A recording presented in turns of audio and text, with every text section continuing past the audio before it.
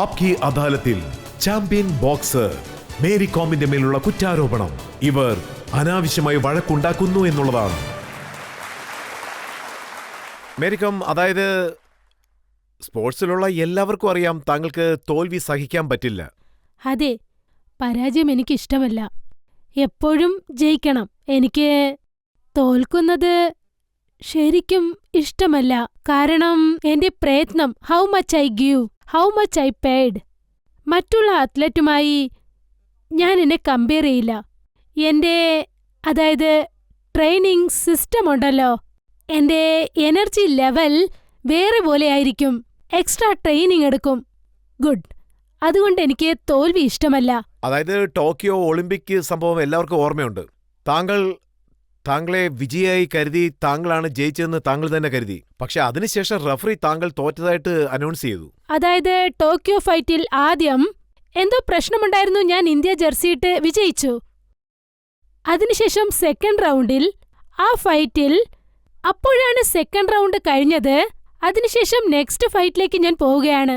ആ സമയത്ത് വന്ന് എന്നെ, അതായത് അവര് എത്രത്തോളം ഡിസ്റ്റർബ് ചെയ്തെന്നാൽ, നിങ്ങൾ ഈ ജെർസി ഒന്നും വിടാൻ പാടില്ല, എന്നെ മെന്റലി ഫിസിക്കലി ഡിസ്റ്റർബ് ചെയ്ത് ടോർച്ചർ ചെയ്തു. എനിക്ക് ആർഗ്യൂവും ചെയ്യാനാവില്ല, അതിനുള്ള സമയവുമില്ല. ഞാൻ വാമപ്പും ചെയ്യേണ്ടതാണ്. ചില സെക്കൻഡുകൾക്ക് മുൻപാണ് താങ്കൾ ഇന്ത്യ ജേഴ്സി ധരിക്കാൻ പാടില്ല, അത് ചേഞ്ച് ചെയ്യാൻ പറഞ്ഞത്. അതെ, ആ സമയത്ത് എനിക്ക് ശരിക്കും സമയമില്ലായിരുന്നു. ആ ഫൈറ്റിന് ശേഷം ഞാൻ ഫൈറ്റ് ചെയ്യാൻ പോകണം, ഒപ്പം ഞാൻ റെഡിയും ആകണം. പിന്നെ ഒരു വശത്ത് ഞാൻ വാമപ്പ് ചെയ്യണം. ഞാൻ എന്റെ ബോഡി വാമപ്പ് ചെയ്ത് എക്സസൈസ് ചെയ്ത് റെഡിയാക്കണം. പിന്നെ ഞാൻ അപ്പോൾ വാമപ്പ് ചെയ്യാതെ അങ്ങനെ ഡയറക്റ്റ് ആയിട്ട് ഞാൻ റിങ്ങിനകത്തേക്ക് ചെല്ലാൻ സാധിക്കില്ല. എനിക്കത് വളരെ കഷ്ടമായിരുന്നു. എന്റെ ഇന്ത്യയുടെ ജെർസി എനിക്ക് അണിയാൻ സാധിക്കുന്നില്ല. വളരെ വിഷമമായിരുന്നു. ഞാൻ അത് ഇടാതെ എങ്ങനെ ഫൈറ്റ് ചെയ്യാനാണ്? മനസ്സിനകത്തൊരു ഫീൽ ഉണ്ടായിരുന്നു. വളരെ സങ്കടവും വളരെ വിഷമവുമായിരുന്നു. അവരൊരു ജെർസി തന്നു, ഞാൻ അത് ഇട്ടുകൊണ്ട് വന്ന് ഫൈറ്റ് ചെയ്തു. പിന്നെ ഞാൻ 2 റൗണ്ടിൽ ജയിച്ചു, 1 റൗണ്ടിൽ തോറ്റുപോയി. 3 റൗണ്ട് ഫൈറ്റ് ചെയ്യണമല്ലോ. 3 റൗണ്ടിൽ ആദ്യത്തെ റൗണ്ടിൽ അവർ ജയിച്ചു, രണ്ടാമത്തതിൽ ഞാൻ വിജയിച്ചു, തേർഡിലും ഞാനാണ് ജയിച്ചത്. വേറെ ആര് ജയിക്കാനാണ്? അത്രയുള്ളൂ. ഇതാണ് ബോക്സിംഗിന്റെ സിസ്റ്റം. അതാണ് റൂൾ. അവരെങ്ങനെ തോൽപ്പിച്ചെന്ന് എനിക്ക് ഒട്ടും മനസ്സിലായില്ല. ഞാൻ വിജയിച്ചെന്ന് ഞാൻ കൈപൊക്കി, വിക്ടറി. അതുകൊണ്ടാണ് ഞാൻ കൈപൊക്കിയത്. ഇതാണ് അവിടെ സംഭവിച്ചത്. അതിനുശേഷം അവർ അനൗൺസ് ചെയ്തത്, വിന്നറിനെ അനൗൺസ് ചെയ്തത്, എനിക്കൊന്നും തന്നെ കേട്ടില്ല. അവിടെ വളരെ ശബ്ദമായിരുന്നു. ആ ഒച്ചയിൽ എനിക്കൊന്നും കേട്ടില്ല. നമ്മൾ 2 റൗണ്ടിൽ വിജയിച്ചില്ലേ, അതുകൊണ്ട് ജയിച്ചായിരിക്കുമെന്ന് കരുതി. അതിനുശേഷം ഞാൻ റിങ്ങിന് താഴെ ഇറങ്ങിയതിനു ശേഷം അപ്പോഴാണ് എനിക്ക് കേട്ടത് ഞാൻ തോറ്റുപോയെന്ന്. അതിനുശേഷം എന്റെ മനസ്സ് എത്രത്തോളം ഉടഞ്ഞുപോയെന്നാൽ എന്തു പറയാനാ. 3 ദിവസം ഞാൻ ഒന്നും കഴിച്ചിട്ടില്ല, ഒന്നും കുടിച്ചിട്ടുമില്ല. അത്രത്തോളം ഞാൻ ട്രെയിനിങ്ങിൽ കഷ്ടപ്പെട്ട് അധ്വാനിച്ച്, അത്രയും ഹാർഡ് വർക്ക് ചെയ്ത് അധ്വാനിച്ച്, double hard triple hard training ഒക്കെ ഞാൻ ചെയ്തു. പക്ഷേ ജംഷഡ്പൂരിൽ വെച്ച് ജഡ്ജസിന്റെ ജഡ്ജ്മെന്റ് ശരിയല്ലെന്ന് താങ്കൾക്ക് തോന്നി. താങ്കൾ ഒരു വഴക്കിനു വേണ്ടി പുറപ്പെട്ടു. താങ്കൾക്ക് തോൽവി അംഗീകരിക്കാൻ സാധിക്കുന്നു. അതായത് ജംഷഡ്പൂരിൽ നടന്ന ഇൻസിഡന്റ് എന്താണെന്നാൽ സാർ, ഞാൻ പറയാം. നാഷണലിൽ ചീഫ് കോച്ച് ഉണ്ടല്ലോ, അനുകുമാർ, അദ്ദേഹം. പിന്നെ അവിടെ ഉണ്ടായിരുന്ന പെണ്ണിന്റെ പേര് പിങ്കി, ഹരിയാനയിലുള്ളവർ, പിങ്കി ജംഗ്ര. ഞങ്ങൾ 2 പേരും ശത്രുക്കളാണെന്ന് അവർ കരുതുന്നു. റിങ്ങിനകത്തേക്ക് ചെന്നാൽ റിങ്ങിനകത്ത് അവരും ജയിക്കണമെന്ന് കരുതും, ഞാനും ജയിക്കണമെന്നേ കരുതുള്ളൂ. അത് ജ്യേഷ്ഠനും അനിയനുമാണെങ്കിലും ചേച്ചിയും അനുജത്തിയുമാണെങ്കിലും വിജയിക്കണമെന്നല്ലേ കരുതൂ, അല്ലേ? അതല്ലേ ആ സ്ഥാനത്ത് നമ്മൾ അതല്ലേ ചെയ്യേണ്ടത്?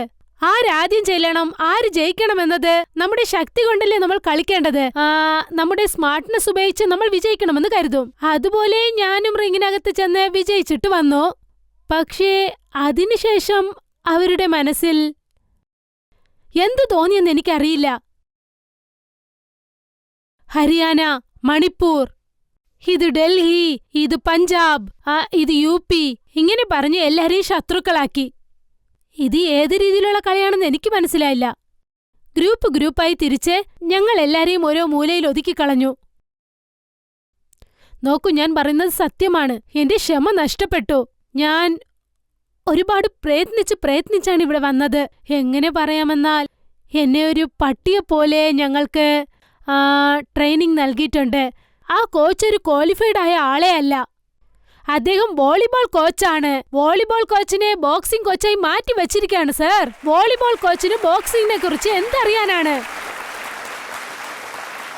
അത് സത്യമാണ്.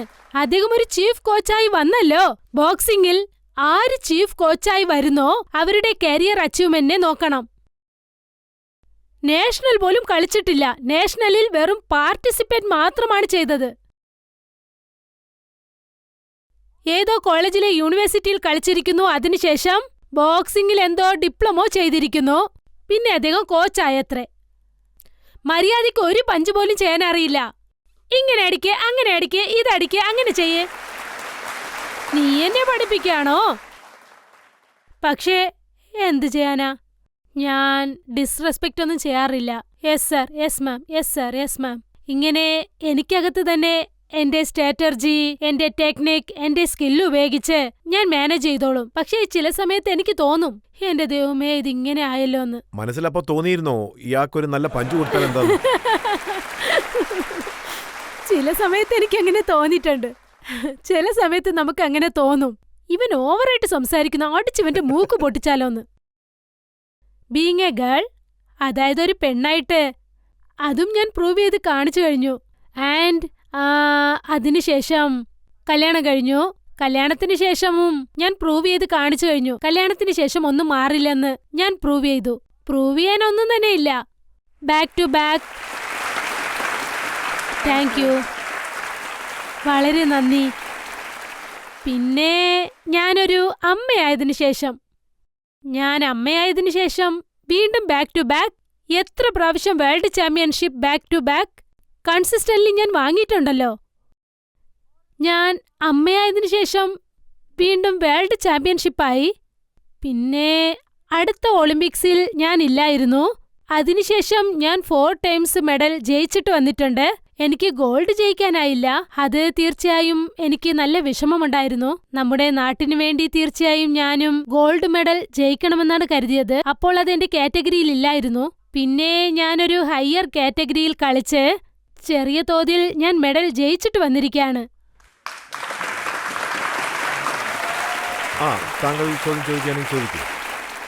ഒരു മാച്ച് നടന്നില്ലേ? അതിൽ നിങ്ങള് 4 മണിക്കൂറിനുള്ളിൽ 2 കിലോ കുറച്ചില്ലേ? അത് വിനീഷ് പൊഗാട്ടയെ കൊണ്ടും കഴിയില്ലായിരുന്നു. നിങ്ങൾ എങ്ങനെ ചെയ്തു? പോലൻഡിൽ കോമ്പറ്റീഷന് പോയിരുന്നു. ഞങ്ങൾ രാത്രിയാണ് അവിടെ ചെന്നെത്തിയത്. മിഡ് നൈറ്റിൽ. 2 മണിക്കൂറിനകത്ത് തന്നെ നേരം വെളുക്കുന്നതാണ്. ആ സമയത്ത് ഞങ്ങൾക്ക് വെയിറ്റ് വേഗിൻ ഉണ്ടായിരുന്നു. ഒഫീഷ്യൽ വെയിറ്റ് വേങ് നമ്മൾ തീർച്ചയായും നൽകണം. അതും എപ്പോൾ? 7:30-ക്ക്. അതുകൊണ്ട് എനിക്ക് ഒട്ടും സമയമില്ലായിരുന്നു. പക്ഷെ എന്തു ചെയ്യാനാ? അറ്റ്ലീസ്റ്റ് അവർ ഞങ്ങൾക്കായി കുറച്ചു സമയം കൺസിഡർ ചെയ്തു. അവരിപ്പോൾ ജസ്റ്റ് മിഡ് നൈറ്റിലാണ് അറൈവായിരിക്കുന്നത്. സോ അവർക്ക് 2 മണിക്കൂർ സമയം നൽകാമെന്ന് കരുതി. അങ്ങനെ പറഞ്ഞതുകൊണ്ട് ഞങ്ങൾക്ക് 2 മണിക്കൂർ സമയം കിട്ടി, ചാൻസും കിട്ടി. 7:30-ൽ നിന്നും ഷിഫ്റ്റ് ചെയ്ത് 9:30-ലേക്ക് മാറ്റി. ഓക്കെ, സോ ആ സമയത്തിനകത്ത് നമുക്ക് എന്തു ചെയ്യാനാകും? നമ്മുടെ നാട്ടിനെ റെപ്രസെന്റ് ചെയ്യാൻ പോയിരിക്കുകയാണ്. ആൻഡ് ഈ വെയിറ്റിന്റെ കാര്യത്തിൽ ഒരുപക്ഷെ ഡിസ്ക്വാളിഫൈ ആയാൽ വലിയ നഷ്ടം. എനിക്കത് വന്ന് വളരെ എംബറൈസിംഗ് ആയിരുന്നു. കളിക്കാൻ ചെന്നിട്ട് വെയിറ്റ് ശരിക്കും നൽകാനായില്ലെങ്കിൽ എന്ത് കരുതും, അല്ലേ? നിങ്ങളും അങ്ങനെയല്ലേ ചിന്തിക്കുക? മേരിക്കം കളിക്കാൻ ചെന്നു, ഒരു വെയിറ്റ് പോലും ശരിക്കും നൽകിയില്ലെന്ന്, അല്ലേ? പറയൂ, അങ്ങനെയല്ലേ ചിന്തിക്കുക? രാജ്യത്തിന്റെ കാശ് മുഴുവൻ ഞാൻ വേസ്റ്റ് ആക്കിയെന്ന് പറയും, അല്ലേ? അങ്ങനെയല്ലേ ചിന്തിക്കുക? ഇല്ല മാഡം, ഉറപ്പായിട്ടും അങ്ങനെ ചിന്തിക്കില്ല. നോണ. അവരിങ്ങനെ ചിന്തിച്ചാ അവര് നല്ല മനുഷ്യരല്ല മാഡം. നോണ. ഇതാണ് ഞങ്ങളുടെ മനസ്സിൽ ഓടിക്കൊണ്ടിരുന്നത്. ഞങ്ങൾ എന്തൊക്കെ ഫേസ് ചെയ്തെന്ന് നിങ്ങൾക്കറിയില്ല. ഓക്കെ, പക്ഷേ ഞാൻ അങ്ങനെ ഒരാളല്ല. അതായത് ആരുടെ പേരാ പറഞ്ഞേ? ദിനേശ്. എനിക്ക് ആ പേര് പറയാൻ ഒട്ടും ഇഷ്ടമല്ല. അതുകൊണ്ടാ നിങ്ങളോട് ചോദിച്ചത്. ഞാൻ അങ്ങനെയല്ല. ഓക്കെ, ഞാൻ വളരെ വ്യത്യസ്തയാണ്. ഞാൻ മറ്റുള്ള അത്ലറ്റിനെ പോലെ അല്ല. ഞാൻ വളരെ വ്യത്യാസമായവളാണ്.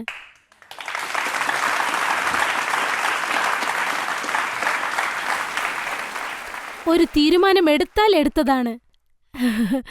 ഞാൻ ഒരിക്കൽ കമ്മിറ്റായി കഴിഞ്ഞാൽ ഞാൻ പറയുന്നത് ഞാൻ തന്നെ കേൾക്കില്ല. അതാണ് മേരികോം. സോ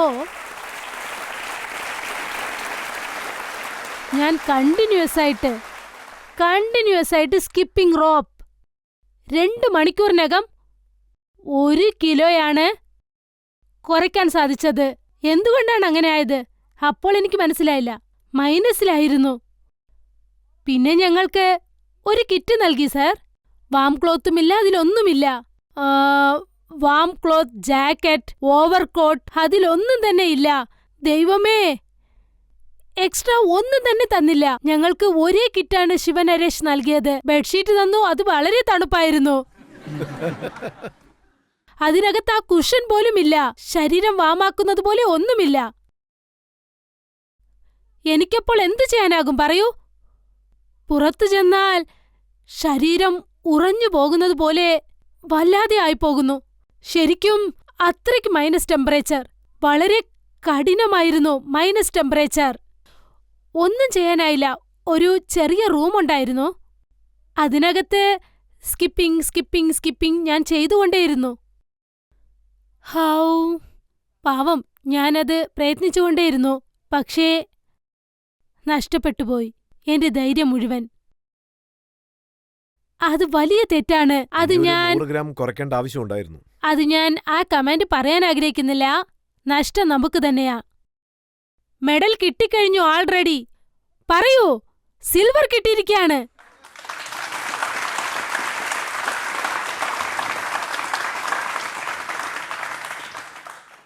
നമ്മുടെ കൈവിട്ടു പോയി കഴിഞ്ഞാൽ നമ്മൾ പറയൂ എന്തു ചെയ്യാനാകും? ഞാൻ ചെയ്യണമെന്ന് കരുതിയാൽ അത് ചെയ്തേക്കും. പറ്റില്ലെങ്കിൽ ഞാൻ തുടങ്ങിയേയില്ല. താങ്കൾ പറയുന്നത് എന്താണെന്ന് വെച്ചാൽ ഡിറ്റർമിനേഷൻ ഉണ്ടായി ചെയ്യണമെന്ന് മനസ്സുണ്ടെങ്കിൽ എല്ലാം ചെയ്യാമെന്നാണ്. അതായത് ഏത് സിറ്റുവേഷൻ ആണെങ്കിലും ശരി, രാജ്യത്തിനു വേണ്ടി മെഡൽ നേടുന്നതാണ് പ്രധാനം. ബാക്കി കാര്യങ്ങളൊന്നും മൈൻഡ് ചെയ്യരുതെന്ന്. എക്സാക്ട്ലി. നിങ്ങൾ ഇപ്പോഴും ട്രെയിനിങ് ചെയ്യാറുണ്ടെന്ന് ഞാൻ കേട്ടിട്ടുണ്ട്. ഒരു ദിവസം നിങ്ങൾ എത്ര മണിക്കൂർ ട്രെയിനിങ് ചെയ്യാറുണ്ട്? ഇപ്പോൾ ദിവസവും എനിക്ക് ട്രെയിനിങ് എടുക്കാനാകുന്നില്ല. കാരണം നിങ്ങൾ എന്നെ ഇടയ്ക്കിടയ്ക്ക് കണ്ടു കാണും. കാരണം ഞാനിപ്പോൾ അല്പം വെയിറ്റ് ഇട്ടിരിക്കുകയാണ്. എനിക്കല്പം വെയിറ്റ് കൂടിയിട്ടുണ്ട്.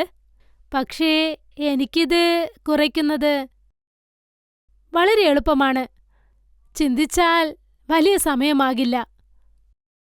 ഒരു ദിവസം ഞാൻ ട്രെയിനിങ് എടുക്കണമെന്ന് തീരുമാനിച്ചു കഴിഞ്ഞാൽ ഒരേ ദിവസം കൊണ്ട് മൊത്തത്തിൽ ട്രാൻസ്ഫോം ആവും.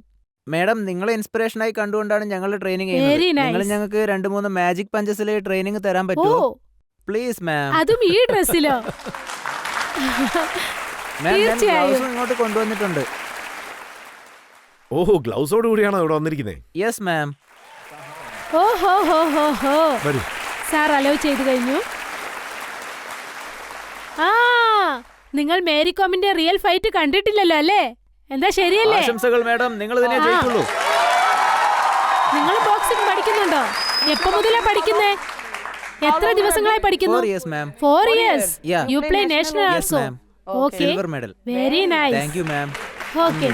Okay, നമുക്ക് കളിക്കാം. 1 2. Okay. 1 2. ഇപ്പോൾ നമുക്ക് ഷാഡോ ബോക്സിംഗ് ചെയ്യാം. What ever you do. നിങ്ങൾ എന്ത് ചെയ്യാൻ ആഗ്രഹിക്കുന്നോ ചെയ്യൂ.